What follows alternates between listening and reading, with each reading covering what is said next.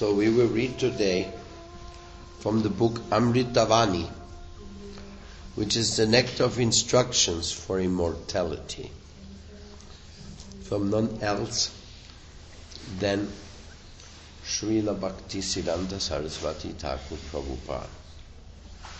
Actually, the teachings of Srila Bhaktisiddhanta Saraswati Thakur are not so easily available as the teachings from those who appeared in the time of recordings by tape recorders all over.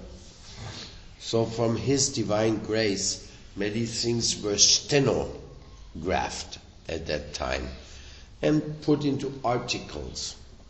And of course, there were His own books as well. So here we have a collection of such wonderful instructions. Now, being Srila Bhaktisiddhanta Saraswati Thakur, after Bhakti Vinod Thakur in Gokishore's Babaji Maharaj, the prominent member of dissemination of Krishna consciousness by establishing the Gaudiya Math on a large scale in some parts of India, but having a vision for the whole world very clearly, we can see that his practical vision and his practical approach was of a very unique character. It was inspired, no doubt, because to even think that your village wisdom or localized wisdom has universal application, that requires much faith. Of course, now we know the teachings of Srila Bhaktisiddhanta Saraswati Thakur, and we know why these teachings have such relevance for the whole world. But when you go back to the times where they know about Lord Chaitanya practically only in Bengal, you can consider it quite surprising how they can deal with such declarations as every town and village around the world will chant the holy name. Things like that. Nowadays we can see, oh yes, that is quite easily possible. It just has to be pushed forward. So I'm very inspired when I read the books from the old times, when the commentaries, when all these things had not taken place yet. The forerunning concepts on bhakti. And let us read a few of those quotations. We offer our most humble obeisance to Srila Bhaktisiddhanta Saraswati Thakur Prabhupada, and we pray for his blessings. I will enter into the middle of this book to read some things, because we will get some surprise messages this way. Is praying to the Lord for a healthy life detrimental to devotional service? So it has been put here into question and answer. Srila Bhaktisiddhanta Saraswati Thakur said, whatever way Lord Krishna is pleased to keep us, we should accept without reservation. To desire sound health in order to worship the Lord is favorable for devotional service. To desire sound health in order to engage in sense gratification is not acceptable. Devotees do not wish to follow the path of the non-devotees who demand that the Lord serve them. Rather, they pray for good health at the lotus feet of Sri Nishingadev, who destroys all obstacles in order to worship Krishna. And this is certainly favorable. Comment. In German we say Jein. which means yes and no at the same time. If you pray to Krishna for your health, you're like engaging him like the doctor. Please, my Lord, do you see I have this problem here? Could you please fix it? You're a Supreme Personality, you've got it in control of everything, so this leg is on your desk now. Take care of it. No? So, mentality is not exactly very devotional. But if you do want to use your body for Krishna service, and you feel that there's some impediment in this regard, and you pray to Lord Nishingadev, my dear Lord Nishingadev, if you wish so, you can help me to cure this body so I can execute my devotional service more properly, then it is favorable. It is acceptable. So it is all a question of how to do it. Like in Europe we have a saying, it doesn't matter what you say, it matters how you say. So here the how is not a superficial show, but the how. What's your attitude when you say something? It's a very interesting point, because ritualism can be something beautiful and can be something horrifying. But when you just look, you just see the ritual. You don't know, is it horrible or is it beautiful? But it can be either way. Just like cooking can be bhoga and can be turned into prasada by offering to Krishna. Everything has an inner element to it, which is the element of inert quality. What's the quality? What's going on inside of you? Here is the decision. Is your chanting real? Is your service real? Are you for real? It's all between you and Krishna in here. Outside, any show you can make. Inside can't make no show.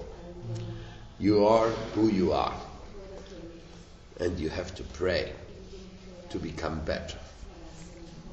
To pray to become qualified. So a person is sometimes in anxiety. I have no money. I have nothing. I'm lost. I'm helpless. Like that sometimes people are. So if they go to Krishna, help me so I can serve you, then that prayer is not bad.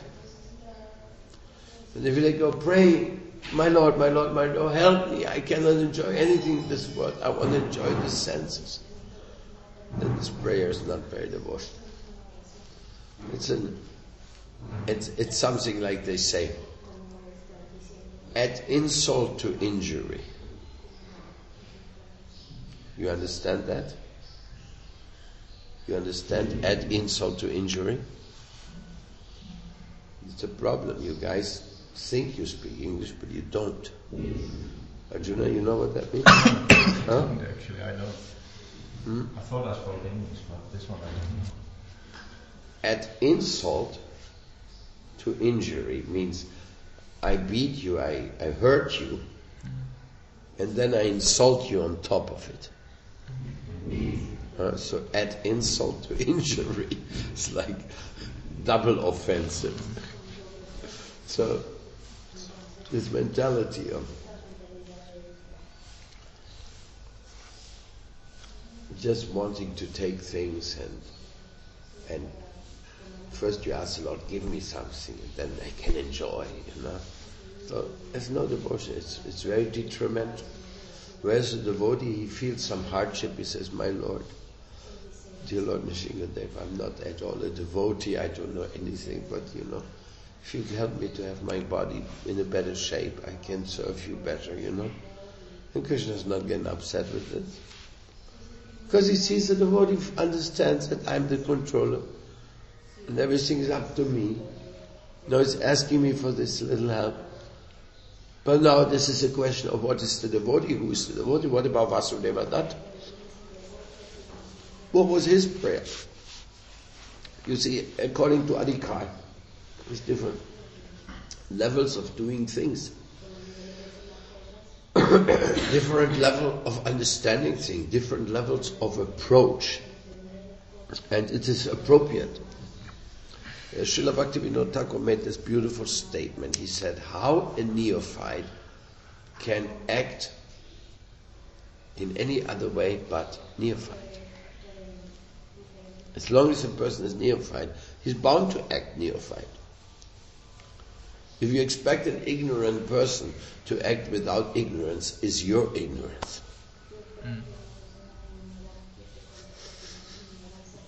So it's the real understanding, the real attitude, the real maturity that's usually lacking. Usually people are very immature, and that is why the process of preaching has to be a very gradual process, a very caring process, and very patient process, and you cannot complain because the people don't understand things immediately. It's like you can't beat a child because he cannot solve a mathematical solution or something. It's arbitrary behavior of expecting others to be elevated while they are not, and pushing them in this way or in that way. All arbitrary. And because of this arbitrary behavior, many times things become very unpleasant. Actually, nothing in life has to be unpleasant. That shloka says, whatever happens to the devotee, he'll accept it. So he doesn't get so upset and doesn't get so worried about it. There's no real need for it. Just become attached to Krishna and do your service. And be kind-hearted with all others. If you have maturity, that is your good luck. Don't minimize or deride those who don't have maturity.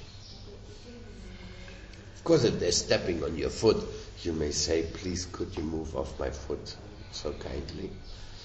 I mean, I'm not saying that you have to ignore totally all these things others do. But the main thing is you have to understand that everything grows in a gradual way of spiritual advancement. And this spiritual advancement is always a gift. Even if you're still immature, you have to be grateful for the degree of immaturity you have reached so far and pray for more maturity. And if you're the most mature, you have to still be thankful for your maturity and pray for more maturity. In other words, that system never stops. The pure devotees, or the highest devotees, like Srimati Radharani, she thinks, everybody's a devotee except me. What a terrible situation. Oh, I want to become a devotee also. That's Radharani's mood. That is her incredible loving mood. But we are not easily to think that way. Usually we always want to satisfy ourselves with our own accomplishments. Usually we want to just give ourselves a recognition.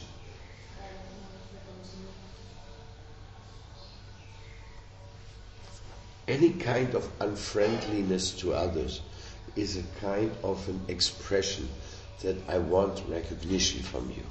And because you're not giving recognition to me, therefore I'm unfriendly to you. Nice, huh? And the devotee is not supposed to ask recognition from anyone. Giving respect to all and not expecting respect from anyone. But unfriendliness, how can you be unfriendly if you don't expect recognition from anyone?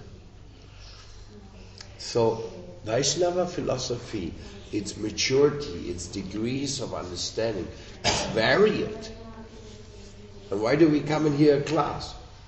To maybe awaken a deeper understanding of something. Right? That's why we go to these classes. Why do we speak? to increase our reflection and maturity. Otherwise, why don't we just read the text and shut up? Prabhupada never wanted that. He wanted that the devotees learn to speak about the transcendental topics. Let's go on and read something more, because this was just one nutshell, True spiritual treasures lay like in the nutshell. Is the desire for fame an impediment on the devotional path? Well, we can imagine what he's going to say about that. There's no point accumulating material fame. We should remember that material fame is like the hawk's stool. It is to be rejected. There are two paths in life, Shreyas and Prayas. The materialists follow Prayas and desire wealth, woman and fame. Travelers on the devotional path follow Shreyas and are therefore freed from material desire. That is why association with devotees is most beneficial. Prayas means I want immediate result.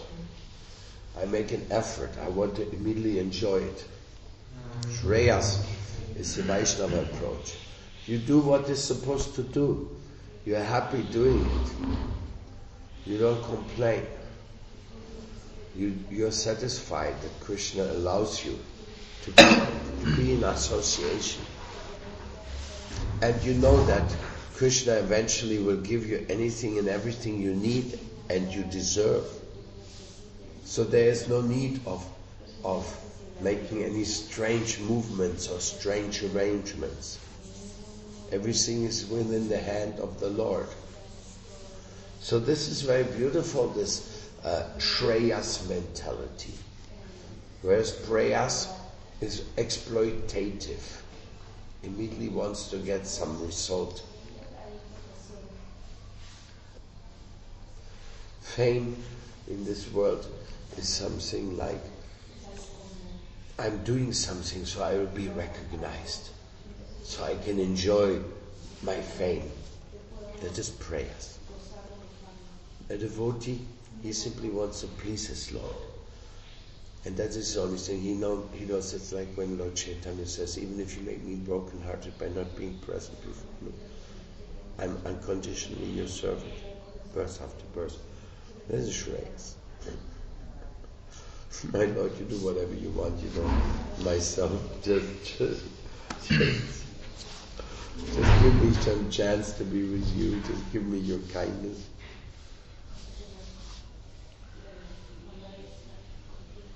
Shreyas is our path, not prayers.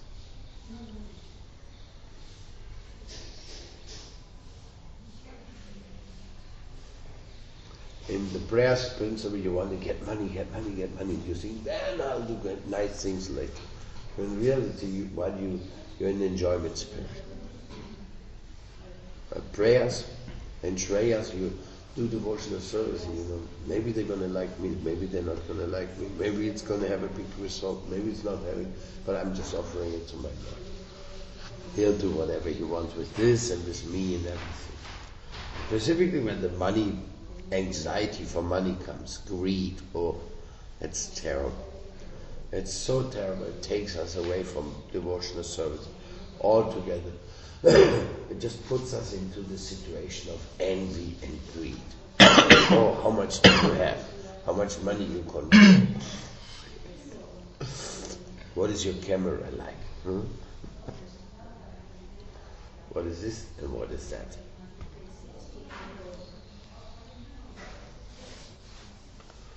Well, let's take another one of those sweet pills of Bhaktisiddhanta Saraswati.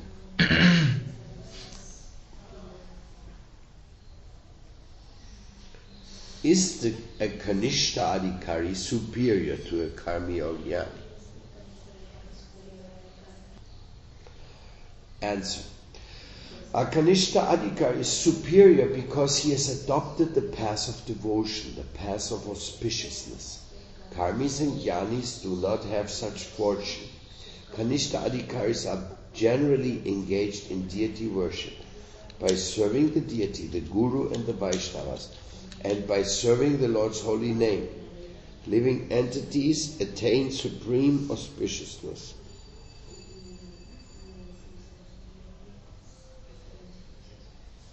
Sri Chaitanya Dev has said that the tongue of anyone who utters the name of Krishna even once is the best of all. The Kanishta Adhikari who worship the deity with mantras consisting of the Lord's holy name is superior to the best of pious fruitive workers in this world. He is also better than any jnani, because however great the karmis and jnanis may be, they do not have faith in the internal service of the absolute truth Vishnu. Therefore, even though they claim to be Vedic followers, they are actually atheists, whereas the worshipper of Vishnu, regardless of their level of advancement in the kingdom of Bhajan, are faithful to the deity form of the absolute truth, because they have heard of his glories from the mouths of their spiritual master.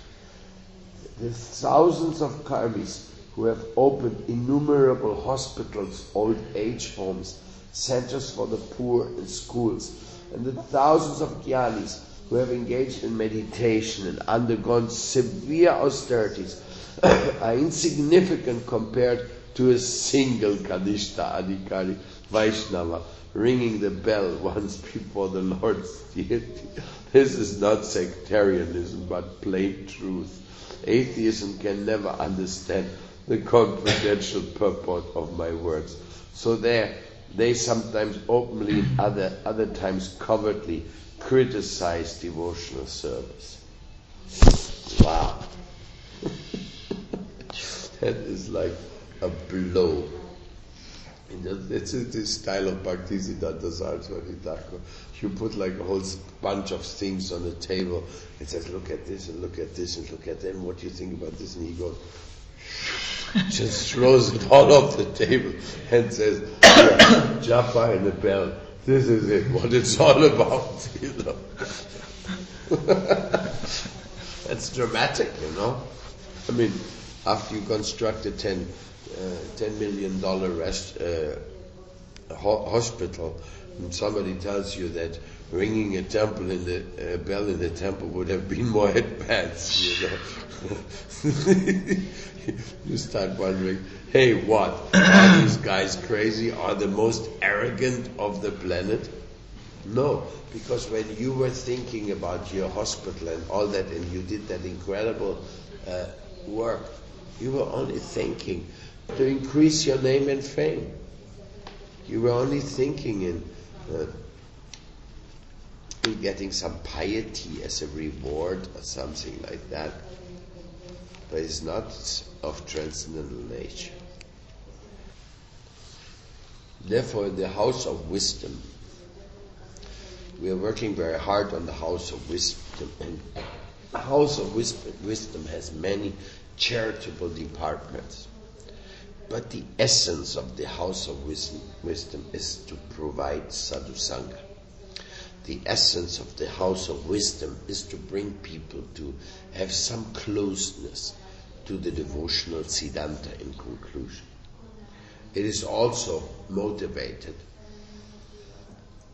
to recruit the help from people who otherwise would do nothing for Krishna.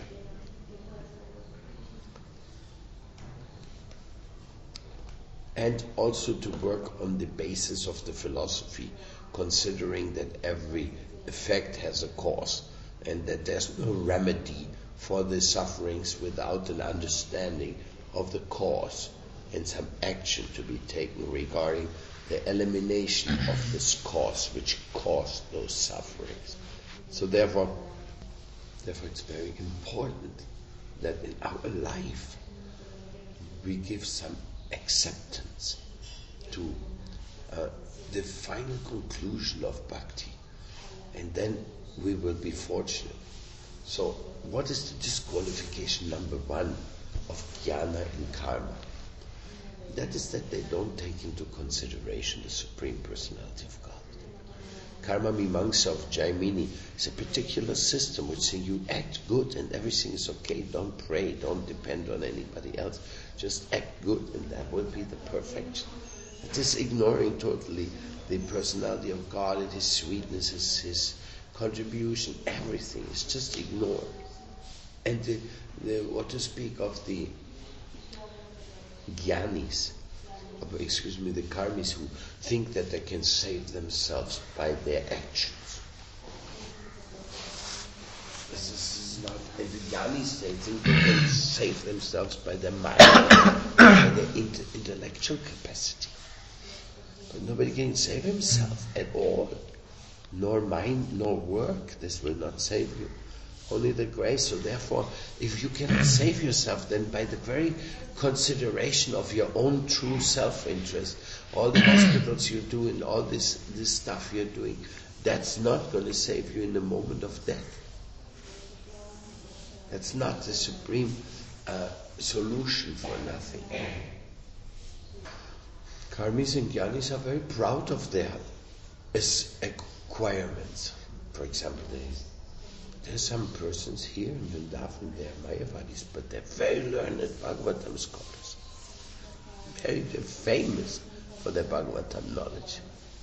Extremely famous. They can cite so many verses from the Bhagavatam. But it's all in their mind. It's all retained in their intellectual capacity. And as far as real bhakti is concerned, they cannot realize. They cannot relate to it.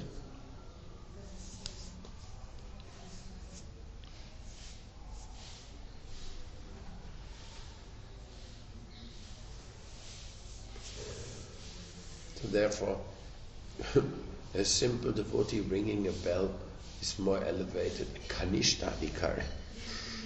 Here, the question was a Kanishtadikar. That means the very neophyte devotee. No, he is more elevated. Yes, because he accepts everything depends on the Lord.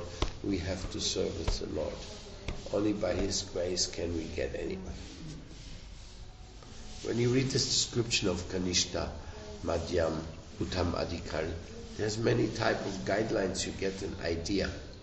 But the most important thing is that whatever you are, depend on Krishna's mercy, pray for His mercy and be kind-hearted. And then you will be automatically advanced in this understanding. Otherwise you think, oh, I'm a big charitable person, then you will become proud. And when you become proud, everything will be finished. Or those who have lots of book knowledge, usually they become proud. In Latin America we don't have that problem because nobody has a lot of book knowledge, Mm-hmm. They become proud of some other stuff. But specifically American devotees I've seen, they're very studious. Sometimes they go and they read and study and become very learned. And then they become proud. Because they think, now I've become the greatest learned scholar. Now I know everything. We will read one more of the sweet pills of the morning. Bhaktisiddhanta Saraswati was known for his very clear and dramatic preaching. No sentimentalism, no. Put the thing clear. Put the finger right in the wound if necessary. Should we have immense faith in God? We are constantly inducing the Lord's servant to enhance their faith in God. Their success, however, depends on their respective luck. If Krishna bestows His mercy, everyone will profit. We should always discuss topics about the Vaishnavas. Then the pride that we are enjoyers will not trouble us. Our mind can help us become bound by different kinds of material enjoyment. But when devotional service, the soul's constitutional propensity is awakened, the pure uncontaminated spirit will always cultivate Harikatha. So hearing of Krishna will increase our faith in Him. This is so important to have this faith. In the association of devotees we will get that faith. We should always discuss topics about the Vaishnavas. When we talk about Srila Prabhupada, Srila Sridhar Maharaj, Srila Puri Maharaj, we become very happy and fortunate. Then the pride that we are enjoyers will not trouble us. That's a good advice. The pride that we are enjoyers of anything.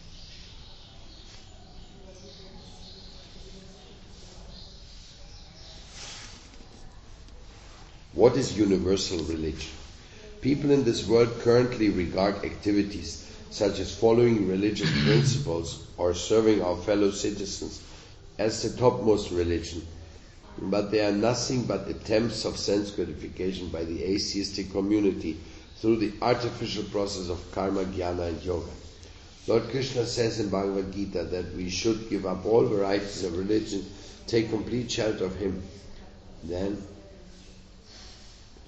But by creating concocted systems in the name of synthesizing all religions, even as they transgress the Supreme Lord's instructions, the atheists are themselves cheated, just as they cheat others.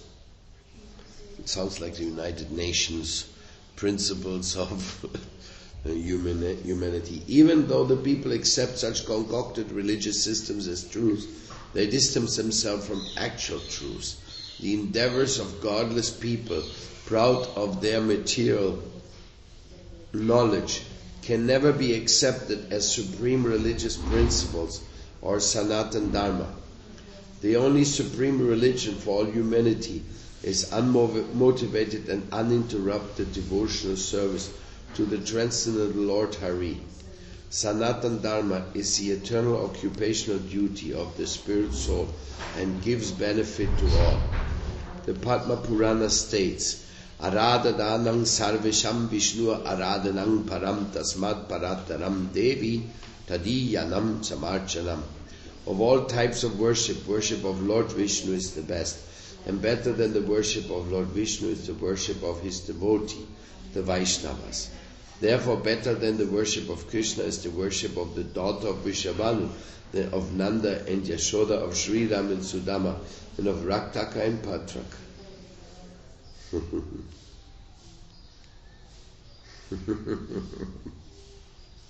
So, very clear. The real religion is to follow and serve the associates of Lord Krishna. Srila Bhaktisiddhanta immediately draws all of this to the real substance, and is to go to the deepest level of spiritual responsibility, and then you will see how everything is being planned out by Krishna.